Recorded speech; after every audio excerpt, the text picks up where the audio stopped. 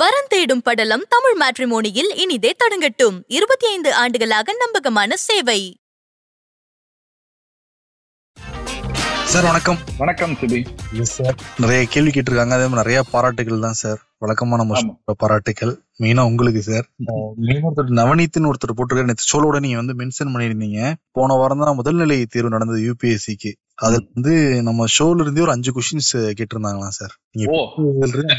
நீங்க சொல்லிட்டு ரொம்ப ஹெல்ப்ஃபுல்லா இருக்கு எங்களுக்கு, தேங்க்யூ சோ மச் சார் அப்படின்னு சொல்லிட்டு எல்லாம் போட்டிருக்காருங்க சார். ரொம்ப சந்தோஷம், மகிழ்ச்சி. நம்ம கொஸ்டின் பேப்பரை நம்ம அவுட்டாக்கல, நம்ம அது இன்சிடென்ட்லா நடந்ததுன்னு நம்ம எடுத்துக்கோ. ரொம்ப நன்றி. நவநீத்துக்கு வாழ்த்துக்கள், அவர் அதுல வெற்றி பெற. நிச்சயம் சார். அதே மாதிரி நாணயம், நாகப்பன், போத் என் அப்படின்லாம் பாராட்டு, பங்குச்சந்தையின் பிதாமகன் சிபி, சி ஃபார் சிபி அல்லது சினா கரெக்ட் அப்படின்னு சொல்லலாமா? சார் அது தப்பு தப்பெல்லாம் கத்துக்கிட்டு இருக்கீங்க அப்படி இல்ல. பொருளாதாரத்தை பத்தி all of us are imperfect. எல்லாருமே 100% பெர்ஃபெக்ட்டா இருக்க முடியாது, இருக்கிறது ரொம்ப கஷ்டம். அதனாலதான் எனக்கு நம்ம ஷோவோட பேரே ரொம்ப பிடிக்கும், இம்பர்ஃபெக்ட் ஷோ அப்படின்னு. அது பெர்ஃபெக்ஷன் இம்பர்ஃபெக்ஷன் ரெண்டு கலந்துதான். எனக்கு இருக்க குறை எனக்கு மட்டும் தான் தெரியும், நான் வேணா அந்த குறைய வெளியே காட்டிக்கல, அவ்வளவுதான். அப்படிதான் நம்ம எடுத்துக்கணும். பட் எல்லாருமே லேர்னிங் ப்ராசஸ்ல இருக்கோம், கத்துக்கிறோம். நிறைய கேள்விகள் நேர்கள் கேட்கும் பொழுது அதுக்காக நான் ஹோம்ஒர்க் பண்ணும்போது கூட நான் சில விஷயங்களை கத்துக்கிறேன். சோ அதனால இந்த நிகழ்ச்சியை நானுமே ரொம்ப மகிழ்ச்சியோடு ஆவலோடு எதிர்பார்த்து காத்திருக்கேன். நம்ம கேள்விகளுக்கு போலாம். நேச்சர் ஸ்டுடியோங்கிற நேயர் இதுதானே நிறைய பேர் என்ன கேட்டிருக்காங்கன்னா, அந்த ஜிடிபி பத்தி நம்ம நேத்து கூட சொன்னோம், இப்போ ரிசல்ட்டை பத்தி. இப்ப அந்த ஜிடிபிக்கும் ஜிடிபி பெர் கேபிட்டாவுக்கும் என்ன டிஃபரன்ஸ், அது ரெண்டு ஏன் முக்கியத்துவம் பெறுது?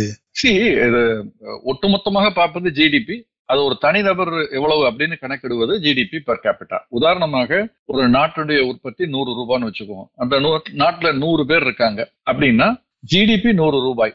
அந்த நாடு 100 பொருட்களை உற்பத்தி செய்கிறது, ஒரு பொருளினுடைய மதிப்பு 1 ரூபாய், ஒட்டுமொத்த ஜிடிபிங்கிறது 100 ரூபாய். ரைட்டா? இப்ப அந்த நாட்டினுடைய ஜிடிபி 100 ரூபாய். இதுல அந்த நாட்டினுடைய 100 பேர் அந்த மக்கள் இருக்காங்க அப்படின்னா பெர் கேபிட்டா ஜிடிபிங்கிறது 1 ரூபாய். அந்த நாட்டுல 50 பேர் தான் இருக்காங்கன்னா 100 ரூபாய்க்கு உற்பத்தி செய்யறோம்னா பெர் கேபிட்டா ஜிடிபி 2 ரூபாய். இல்ல அந்த நாட்டுல 100 பேர் மக்கள் இருக்கும், ஆனால் உற்பத்தி 100 ரூபாய் இல்ல 200 ரூபாய் அப்படின்னு வச்சுக்கோங்க. 100 பேர் சேர்ந்து 200 ரூபாய் மதிப்புள்ள பொருட்களை ஆண்டுக்கு உற்பத்தி செய்கிறோம்னா பெர் கேபிட்டா ஜிடிபி 2 ரூபாய் ஆகுது. அதே 100 பேர் 500 ரூபாய் உற்பத்தி செய்தால் பெர் கேபிட்டா ஜிடிபி 5 ரூபாய். இன் அதர் வேர்ட்ஸ், ஒட்டுமொத்த உற்பத்தியை ஒட்டுமொத்த ஜனத்தொகையோடு வகுத்து பார்க்கும்போது, ஜனத்தொகையால் வகுத்து பார்க்கும் பொழுது கிடைப்பது பெர் கேபிட்டா ஜிடிபி. இது வந்து ஒரு அப்ராக்சிமேஷன் வச்சுக்கலாம். இதுல கடுமையாக உழைத்து ஒரு நாளைக்கு 8 மணி நேரத்துக்கு பதில் 12 மணி நேரம் 14 மணி நேரம் உழைப்பவர்களும் இருக்காங்க. இன்னொரு பக்கம் ஒரு வேலையும் பார்க்காமல் சாப்பிட்டு தூங்குறவங்களும் இருக்கலாம். இதை நம்ம பிரிக்கும் பொழுது இதுல இருக்கக்கூடிய பிரச்சனை என்னன்னா, இவருடைய 8 16 மணி நேரத்துல ஒரு 8 மணி நேரம் உழைக்காதவருக்கும் சேர்ந்து போய் சேருது. அதனால இதை அப்படியே நம்ம எடுத்துக்க முடியாது. எல்லாருமே இவ்வளவு உற்பத்தி செய்து விட்டார்கள்னு. அது ஒரு குறியீடு. இதுல மீன், மீடியன், அப்புறம் இந்த ஸ்டாண்டர்ட் டிவியேஷன் சொல்லுவோம், அதுல இருந்து எப்படி விலகி போகிறது அப்படிங்கறதெல்லாம் நிறைய மெஷர்ஸ் பார்க்க முடியும் பெர் கேபிட்டா கால்குலேட் பண்ணும் பொழுது. பெர் கேபிட்டா இப்ப உதாரணமாக நம்ம மியூச்சுவல் ஃபண்ட் எடுத்துக்கலாம். நம்ம 100 ரூபா போடுறோம், அது NAVங்கிறது நெட் அசெட் வேல்யூன்னு சொல்றோம்.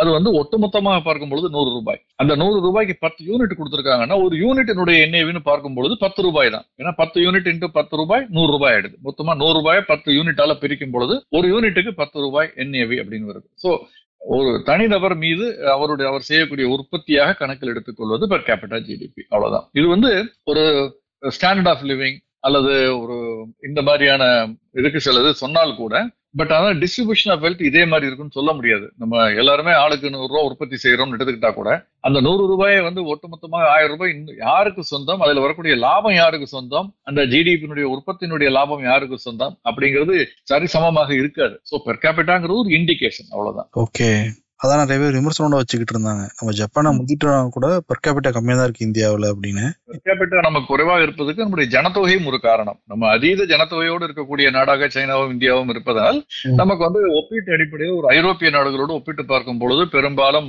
ரொம்ப சிறிய ஐரோப்பிய நாடுகள் கூட நம்மளை விட அதிக பெர் கேபிட்டா இருக்கக்கூடிய நாடுகளா இருக்கும். ஏன்னா அங்க ஜனத்தொகையும் குறைவு, உற்பத்தியும் அதிகம். நம்ம நாட்டுல இப்பதான் உற்பத்தி அதிகமாக ஆரம்பிச்சிருக்கு, அதுக்கு முன்னால ஜனத்தொகை பெரிய அளவுல அதிகரிச்சிருச்சு. சோ அதை நம்ம கட்டுக்குள் கொண்டு வர முயற்சி, அந்த take these data with a pinch of salt ன்னு சொல்லுவேன். ஓகே, ரொம்ப கரெக்டான பார்வை சார் இது.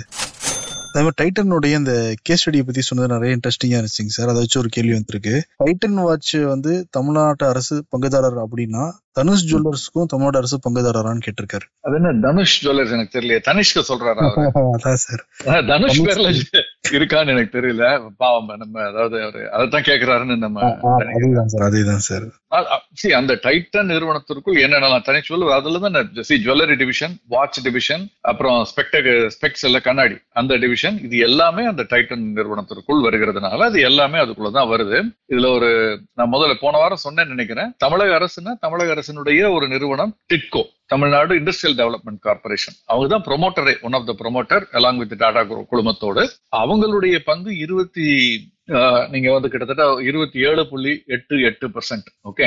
அதே சமயத்துல டாடா சன்ஸ் அவங்களோட ஹோல்டிங் 20.84. திரும்பவும் சொல்றேன், டிட்கோ 27.88%. ஓகே. அதே சமயத்துல டாடா சன்ஸோடது 20.84, Tata investment corporation 2%, Tata chemical 1.5%, அப்புறம் ஈவாட் இன்வெஸ்ட்மெண்ட், பிஎம் ஹோல்டிங் அவங்களுடைய குழும நிறுவனங்கள் இன்னொரு 0.5% கிட்ட. ஒட்டுமொத்தமாக டாடா குழுமத்திடம் 25% இருக்கு. தமிழக அரசாங்கத்தினுடைய டிட்கோட்டு 27.88% இருக்கு. 27.9% வச்சுக்கோங்களேன், கிட்டத்தட்ட 28%. இது நம்ம நினைவுல வச்சுக்கணும். அதுக்குள்ளதான் இந்த நிறுவனங்கள் எல்லாமே, இந்த ஜுவல்லரி நிறுவனம் இருக்கு, கடிகாரம் சம்பந்தப்பட்டது, கண்ணாடி சம்பந்தப்பட்டது, எல்லாமே அதுலதான் வருது. அதே மாதிரி பங்குச்சந்தையில இப்ப நம்ம ஒரு 100 ரூபா போட்டோம்னா அது வந்துருச்சுன்னா 50 ரூபா எடுத்துக்கலாம்னு அந்த கேஸ் ஸ்டடியில நீங்க சொல்லியிருந்தீங்க சார். ஆமா. இப்ப மியூச்சுவல் ஃபண்டுக்கு என்ன சார் பண்றதுன்னு சொல்லிட்டு சண்முகம் ஒரு நேர் கேட்டிருக்காருங்க. மியூச்சுவல் ஃபண்ட் வேற, பங்குச்சந்தை வேற. பங்குச்சந்தையில அதீத ஏற்ற இறக்கங்கள் தனிப்பட்ட பங்குகளில் முதலீடு செய்யும் பொழுது இருக்கும், பெரும்பாலான பங்குகள்ல. மியூச்சுவல் ஃபண்டுங்கிறது ஒரு பேஸ்கெட் ஆஃப் ஸ்டாக்ஸ்.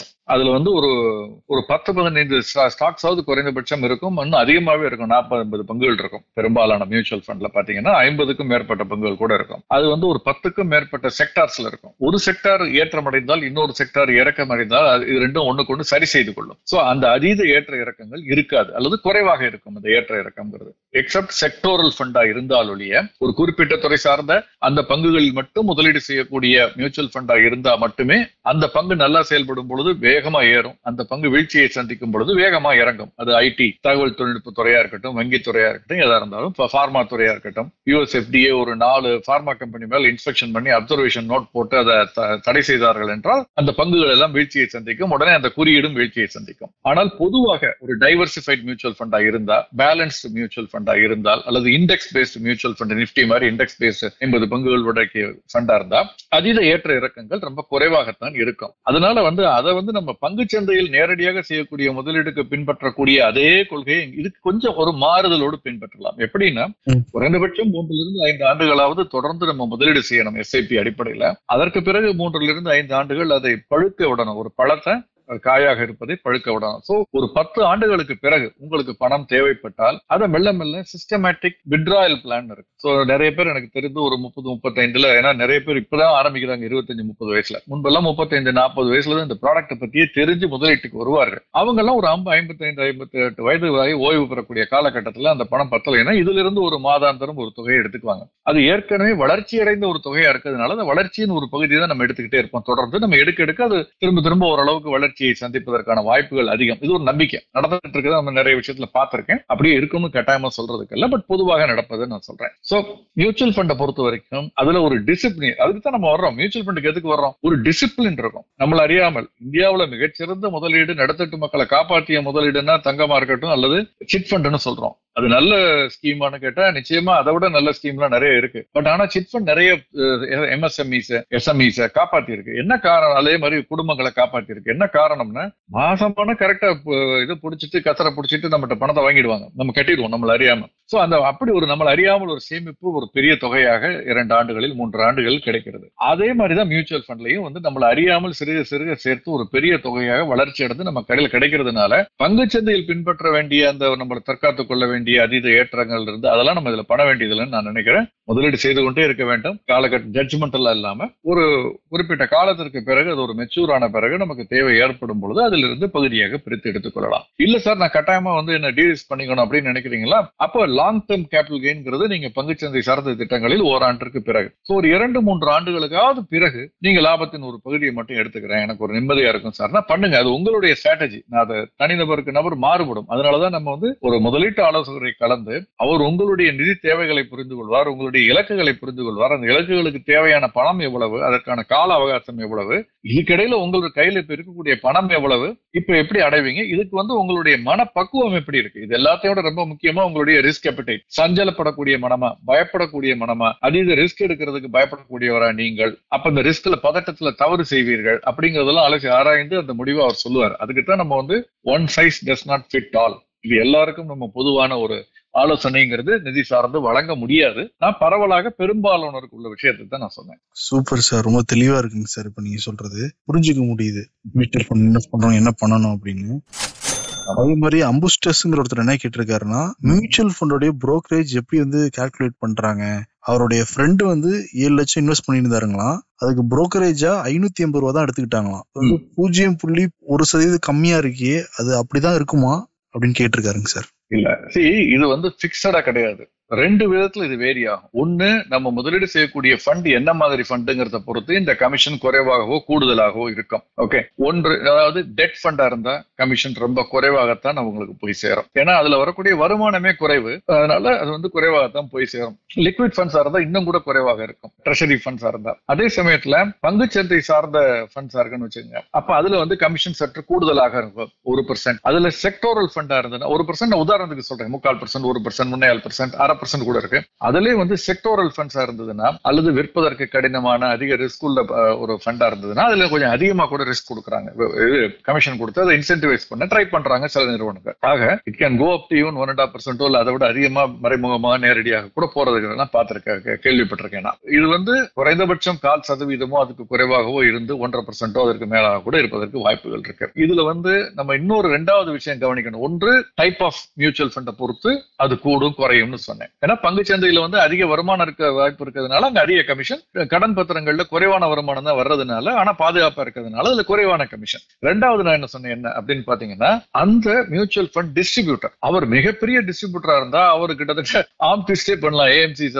நான் 1000 கோடிக்கு மேல ஏஎம்சி வச்சிருக்கேன், அதுல ஒன்ட்ட மட்டும் 100 கோடி போட்டிருக்கேன், எனக்கு கமிஷன் ஒரு 0.25% கூட கொடுக்கணும், இல்லைன்னா நான் நான் சொல்றது என்னுடைய இன்வெஸ்டர்ஸ் கேட்பாங்க, இது எல்லாம் மோசம்னு சொல்லி இன்னொன்னு எடுத்துக்கிட்டு போயிடுவேன், அல்லது இதோட பெட்டர் எனக்கு தெரிஞ்சா அதை கொண்டு போயிடுவேன். ஜெனுவனாவும் இருக்கலாம் அல்லது இதாவும் இருக்கலாம், பியூர் வியாபார காலமும் இருக்கலாம். அப்படி கேட்கும் பொழுது அந்த ஏஎம்சி சில சமயங்கள்ல இவரை விட்டுறக்கூடாது, இவர் வெளியே எடுத்துட்டு போனார்னா ஒரு 200 கோடியோ 300 கோடியோ இங்க இருந்து நமக்கு போயிடும், சோ ஒரு 0.25% கூட கொடுப்போம், அப்படி கொடுப்பாங்க. அதே ஃபண்டை விற்கிற இன்னொருத்தருக்கு 1%, 3/4% இருக்கும், ஆனா அந்த இவருக்கு பெரிய ஏஎம்சி பண்றவருக்கு 1.5%, 1.5% கூட இருக்கலாம். சோ இதுவும் ரெண்டாவது விஷயம் கமிஷனை பொறுத்த வரைக்கும். மூணாவது ஒரு விஷயம் இருக்கு, என்னன்னா அந்த ஏஎம்சிஸே முன்னால B15 இருந்தது, இப்ப எப்படி இருக்குன்னு தெரியல. அதாவது பெருநகரங்கள்ல மியூச்சுவல் ஃபண்டை மார்க்கெட் பண்றது ரொம்ப சுலபம், அதுக்கு ரொம்ப எஃபர்ட் எடுக்க வேண்டியது இல்ல, படித்தவர்கள் விவரமானவர்கள் நிறைய பேர் இருக்காங்கிற நம்பிக்கையில அதுக்கு கமிஷன் குறைவாக கொடுக்கப்படும். அந்த பியாண்ட் தட் B15 சொல்லக்கூடிய சென்னை, கோயம்புத்தூர், டெல்லி, கல்கட்டா, பாம்பே, பெங்களூர், இதையெல்லாம் தாண்டி அடுத்த கட்ட சிறு நகரங்கள்னு எடுத்துக்கங்களேன், விருதுநகர் மாதிரி ஒரு நகரமா இருக்கலாம், அல்லது விழுப்புரமா இருக்கலாம், காரைக்குடியா இருக்கலாம், இந்த மாதிரி நகரங்கள்ல விற்கக்கூடியது இருக்கு இல்லையா, அல்லது அதை விட கிராமங்கள்ல விற்கிறது, அதுக்கு கூடுதலான கமிஷன் கொடுத்து இன்சென்டிவைஸ் பண்றாங்க. இது அரசாங்கமே, செபிஏ, ஆம்ஃபிஏ, அவங்க எல்லாருமே, ஏஎம்சி அமைப்புகள் எல்லாமே சேர்ந்து இது செய்யக்கூடிய ஒரு விஷயம். ஏன்னா அங்கு அவர்களுக்கு அதை மார்க்கெட் பண்றது கொஞ்சம் கஷ்டம், அதிக எஃபர்ட் எடுக்கணும். அப்ப அந்த மியூச்சுவல் ஃபண்ட் டிஸ்ட்ரிபியூட்டரை ஊக்குவிப்பதற்காக சிறு நகரங்கள்ல இந்த கலாச்சாரத்தை நீங்கள் கொண்டு வர வேண்டும், அதுக்கு ஊக்குவிக்கணும்னா அதுக்கு அந்த செலவு அதிகமா இருக்குன்னு சொல்லிட்டு கொடுக்குறாங்க, நேரம் அதிகமா செலவு பண்ண வேண்டி இருக்கு கன்வின்ஸ் பண்றதுக்கெல்லாம் அப்படின்னு. சோ இந்த மாதிரி பல காரணங்கள்ல இருக்கும். நம்ம தெரிஞ்சுக்க வேண்டிய ஒரு விஷயம் என்னன்னா, எனக்கு மியூச்சுவல் ஃபண்டை பத்தி நல்லா தெரியும், எனக்கு வேற வேலை வெட்டியே கிடையாது, எனக்கு முழு நேரம் இதுதான், இதை அலசி ஆராய்ந்து நான் முதலீடு செய்வேன் அப்படிங்கிற நம்பிக்கை உங்களுக்கு இருந்ததுன்னா மியூச்சுவல் ஃபண்ட் டிஸ்ட்ரிபியூட்டர் மூலமா போகணுங்கிற கட்டாயம் இல்லை, நேரடியாகவே டைரக்ட் ஆப்ஷன்ல போய் நீங்க முதலீடு செய்யலாம். ஆனால் எனக்கு அதீத ஏற்ற இறக்கங்களின் போது இதை எப்படி கையாள்வதுன்னு தெரியல, எனக்கு பக்குவம் பத்தல, எனக்கு வேற வேலை இருக்கு, முழு நேர வேலையில இருக்கேன் நான் வேற ஒரு இடத்துல, அல்லது எனக்கு ஒரு முழு நேர தொழில் இருக்கு, வியாபாரம் இருக்கு, அதை கவனிக்கவே எனக்கு நேரம் இல்லை, இதெல்லாம் யார் ட்ராக் பண்ணிக்கிட்டு இருக்காது அப்படின்னா, இந்த 0.5%க்கோ 1%க்கோ இந்த கமிஷனுக்கு போய் கவலைப்பட்டுக்கிட்டு பென்னி வைஸ் பவுண்ட் ஃபூலிஷ்னு சொல்லுவோம், இந்த 1 பைசாவை 1% சேமிக்க எண்ணி கடைசியில 10% விட்டுட்டு வந்துருவோம். அது மாதிரி இல்லாமல் முதலீட்டு ஆலோசகர், மியூச்சுவல் ஃபண்ட் டிஸ்ட்ரிபியூட்டர் உதவியை எடுத்துக்கிட்டு, அவர் நமக்கு ஒரு ஃபேமிலி டாக்டர். சார் தலைவலின்னு நம்ம தலைவலி மாத்திரை போடணும், நமக்கு எல்லாரும் தெரியும் சார், தொடர்ந்து தலைவலி இருந்தா நம்ம தலைவலி மாத்திரையை சாப்பிட்டுட்டு இருந்தோம்னா வயிறு புண்ணா போயிடும், டாக்டரை பார்க்கணும். அப்ப அவர் தான் நமக்கு சொல்லுவார், உனக்கு சின்ன வயசுல ஞாபகம் இருக்கா இப்படி, நம்ம ஃபேமிலி டாக்டர். அந்த மாதிரி இது நம்ம மருத்துவர் மாதிரி, நம்முடைய நிதிக்கு நமக்கு நிதி மருத்துவர், இந்த நிதி ஆலோசகர்கள். சோ அவங்களை அணுகி இந்த 1%, 1.5% பத்தி எல்லாம் கவலைப்பட்டுக்கிட்டு இருக்காமல், அதை விட அதிகமா நமக்கு ஒரு வருவாய் வருதுன்னா அதை பத்தி கவலைப்பட வேண்டியது இல்லையே. இந்த 1% கொடுக்காம நம்ம நஷ்டப்பட்டாலும் படுவேன், ஆனா நான் இவருக்கு 1% கொடுக்க மாட்டேன்னு இருக்குது சரியான அணுகுமுறை இல்லை. நீங்க இதை பிரித்து பார்க்கக்கூடிய பக்குவம், உங்களுடைய அனுபவம், உங்களுடைய நேரம், உங்களுடைய பணம், இதெல்லாம் பற்றி நீங்க இந்த முடிவு எடுக்கணும். இந்த 1-1.5% ஒண்ணுமே கிடையாது பங்கு சந்தையை கொடுக்கக்கூடிய ஆதாயத்தோடு ஒப்பிட்டு பார்த்தா. நிச்சயம் சார், என்னுடைய குடும்ப நிதி ஆலோசகர் நீங்க தான் சார். வந்து எஸ்ஐபில போட்டு மார்க்கெட் இறங்கினப்போ கூட நல்லா இருந்தது மேல. அதுக்கு ஒரு நன்றி சொல்லிட்டு அடுத்த கேள்விக்கு வரேன் சார். கேவிஆருங்கிறவர் வந்து இந்த கோவிட் கேஸ்கள் வேற நாளுக்கு நாள் அதிகமாகிக்கிட்டே இருக்கிறதுனால மார்க்கெட் இறங்க வாய்ப்பு இருக்கான்னு கேட்டிருக்காருங்க சார். இதுதான் பொதுவான எதிர்பார்ப்பு. இதை நான் 2 விதமா அணுகிறேன். ஒன்று, இப்போது வரக்கூடிய கோவிட் அதிவேகமா பரவல. 2வது, அதனுடைய தாக்கம் அதிகமா இல்லைன்னு சொல்லப்படுகிறது. நான் மருத்துவர் இல்லை, விஞ்ஞானி இல்லை, எனக்கு இதை பற்றி அதிகமா தெரியாது. செய்தித்தாள்களில் ஊடகங்களில் வரதை வச்சு நான் சொல்றேன். அதனால பயப்பட வேண்டியதில்லைன்னு சொல்றாங்க. சோ இது ஒண்ணு. 2வது, இதற்கு முன்பு கோவிட் ரொம்ப வலுவாக வந்த பொழுது என்ன நடந்துச்சுன்னு பார்க்கணும். மார்ச் 23ஆம் தேதி நினைக்கிற 2020 லாக்டவுன். அதுல முதல் நாள் அனௌன்ஸ் பண்றாரு, அன்னையில இருந்து லாக்டவுன். அந்த ஓரிரு நாட்கள் தான் பங்குச்சந்தை இறங்குனுச்சுன்னு, ரொம்ப போனா ஒரு வாரம் பங்குச்சந்தை இறங்கியது. அதற்கு பிறகு அந்த லோவை திரும்பி பார்க்கவே இல்லை பங்குச்சந்தை. ஈவன் ஏப்ரல்ல இருந்து ஏற ஆரம்பிச்சு. ஏன்னா மக்கள், முதலீட்டாளர்கள் எப்படி பார்ப்பாங்கன்னா, இவ்வளவு ஒரு அதீத இறக்கத்தோடு இருக்கும் பொழுது இந்த பங்குகளை வித்துட்டு நான் அந்த பணத்தை எங்க கொண்டு போய் போட போறேன். கோவிட் காலகட்டத்துல ஒரு ஆச்சரியமான விஷயம், நம்ம எல்லாரும் சொல்லுவோம் ஆத்திர அவசரத்துக்கு தங்கம் அப்படின்னு. ஆத்திர அவசரத்துக்கு தங்கம் உதவியே பண்ணல. ஏப்ரல் இருந்து மார்ச், மே, ஜூன், ஜூலை ஒரு முதல் 6 மாதம். ஏன்னா எந்த தங்க கடையும் திறந்தில்ல, எந்த அடகு கடையும் திறக்கல, எந்த வங்கியும் திறக்கல. எங்க கொண்டு போய் அடகு வைப்பீங்க அல்லது எங்க போய் விற்பீங்க தங்கத்தை? ரியல் எஸ்டேட் ரெஜிஸ்ட்ரார் ஆபீஸ் எல்லாம் க்ளோஸ்ட்.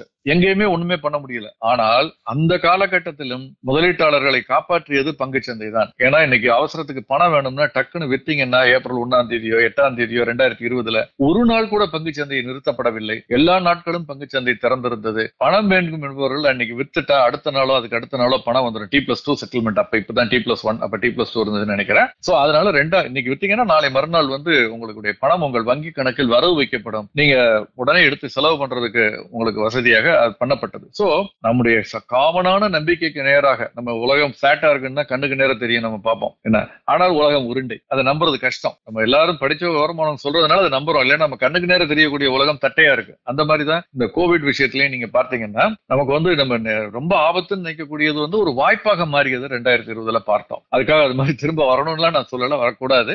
பட் அது எவ்வளவு தூரம் சீரியஸா இருக்கு, அது இன்ஃபேக்ட் அதுல வாய்ப்புகள் கூட வரலாம். அதுல சில மருந்து தயாரிப்பதை கவுண்டர் பண்ணி அதை நிறுத்தக்கூடிய மருந்து தயாரித்து வந்தால் அது ஒரு சாதகமான ஒரு விஷயமா இருக்கும் பங்குச்சந்தையை பொறுத்தவரை. அது கோவிடுக்குமே அது நல்ல விஷயம். ஏன்னா எல்லாத்தையும் கோவிடை போக்கக்கூடிய மருந்துகளா இருக்கலாம். அப்படிங்கிற ஒரு காரணத்தினால எனக்கு பொறுத்த வரைக்கும் இன்றைய தேதியில் அது ஒரு அதிக அளவுல ஒரு நீண்ட கால அடிப்படையில பயப்பட வேண்டிய ஒரு விஷயமா தெரியல. பொறுத்திருந்துதான் பார்க்கணும். வழக்கமா கமெண்ட் ஷோல ஒரு புத்தகம் சொல்லுவீங்க சார். ஆமா, இந்த வாரம் ஏதாவது நேயர்களுக்கு இந்த புத்தகம் இருக்குங்களா சார்? இருக்கு. பெரும்பாலான இளைஞர்களுக்கு அல்லது நம்முடைய நேயர்கள், இப்ப என் வயதை ஒருத்தவருடைய பிள்ளைகளுக்கு. ஏன்னா நிறைய பேர் இன்னைக்கு ஆங்கிலம் தான் படிக்கிறாங்க, தமிழ் படிக்கிறதுக்கு எழுத்து கூட்டி படிக்கிறாங்க, சொல்றதுக்கே கஷ்டமா இருக்கு. சோ ஆங்கிலத்துல ஒரு புத்தகம் தமிழை பத்தி நம்ம நிறைய புத்தகங்கள் பேசி இருக்கோம், அதை படிக்கலாம், அவங்க வாங்கலாம். ஆங்கிலத்துல ஒரு புத்தகம், ஒரே ஒரு டிஸ்க்ளைமரோட சொல்றேன், இன்னும் நான் அந்த புத்தகத்தை முழுமையாக படிக்கல. அதை அதோட ரிவ்யூ பார்த்தேன், அதனுடைய கண்டென்ட் பார்த்தேன், ஒரு அடிப்படையில அவ்வளவுதான். இது என்னன்னா ஆங்கிலத்துல இந்திய ஆத்தர் எழுதின புத்தகம். ஏன்னா நம்ம பெஞ்சமின் கிரஹாம்னு வெளிநாட்டு ஆத்தர் சொல்லலாம், பட் நமக்கு இங்க இருக்கவங்களுடைய சூழல்ல எப்படி அப்படிங்கிறது நம்முடைய கஷ்ட நஷ்டங்களை புரிந்து எழுதுகிற புத்தகமா இருக்கணும். சோ இந்த புத்தகத்தினுடைய பெயர் money does not grow on trees. திரும்பவும் சொல்றேன், money does not grow on trees. இதை எழுதியவர், ஆங்கில புத்தகம், இதை எழுதியவர் பெயர் லாவண்யா மோகன். லாவண்யா மோகன் எழுதின இந்த புத்தகம் கிட்டத்தட்ட 200 பக்கங்கள். அவர் அதுல கவர் பண்ணியிருக்காரு. சொல்றது மியூச்சுவல் ஃபண்ட்ஸை பத்தி பேசியிருக்காரு, காப்பீடை பத்தி பேசியிருக்கிறாரு, எம்ப்ளாயி ஸ்டாக் ஆப்ஷன், அதே மாதிரி தங்கத்துல எப்படி முதலீடு செய்யறது, அதனுடைய சாதக பாதகங்கள், டோட்டலா ஒரு பர்சனல் ஃபைனான்ஸ் சம்பந்தமான ஒரு ஃபைனான்சியல் பிளானிங், ரிட்டையர்மெண்ட் பிளானிங், இப்படி பல விஷயங்களை அங்கங்கு தொட்டு இருக்கிறார். அதை ஒரு எளிமையான முறையில் சொல்ல முயற்சி எடுத்திருக்கிறார். ஸோ ஜென் இசட், அவங்க மில்லேனியல்ஸ், ஜென் இசட் இப்ப இருக்கக்கூடியவங்களுக்குன்னு அவர் சொல்லியிருக்காரு அவருடைய அந்த இதுல. ஸோ ஐ திங்க் நான் முழுமையாக படித்த பிறகு இன்னொரு நாள் நம்ம அதை முழுமையாக விவாதிப்போம். பட் இந்த புத்தகம் நிச்சயமாக அடுத்த தலைமுறையினருக்கு இந்த மாதிரி புத்தகங்கள் எல்லாம் ஒரு பேசிக் கான்செப்சுவலா நம்மள ஒரு ஸ்ட்ரெங்தன் பண்ணும், ஃபைனான்ஸ் பத்தி, பர்சனல் ஃபைனான்ஸ் பத்தி அண்டர்ஸ்டாண்டிங் நான் நம்புறேன். சிறப்புங்க சார். ரொம்ப நன்றி சார். நிறைய கேள்விகளுக்கு ரொம்ப டீட்டெயிலா ரொம்ப டெப்தா வந்து பதில் சொல்லியிருந்தீங்க. Thank you so much sir. முதல்ல நான் அந்த புத்தகம் வாங்கி படிக்கணும். பேசிக்ல இருந்து இப்பதான் ஆரம்பிக்கிறேன். ஒரு எல்கேஜி ஸ்டூடெண்ட் மாதிரி நீங்க ஒரு பிஹெச்டி எல்லாம் தாண்டி பெரிய ப்ரொஃபஸரா இருக்கீங்க. அப்படிலாம் இல்ல, தினம் கத்துக்கிட்டு இருக்கேன் சார். என் கூட நிறைய நேர்கள் வந்து கத்துக்கிட்டு இருக்காங்க. நேர்கள் சார்பாகவும் நன்றி சொல்றேன் சார். Thank you sir. நன்றி நன்றி.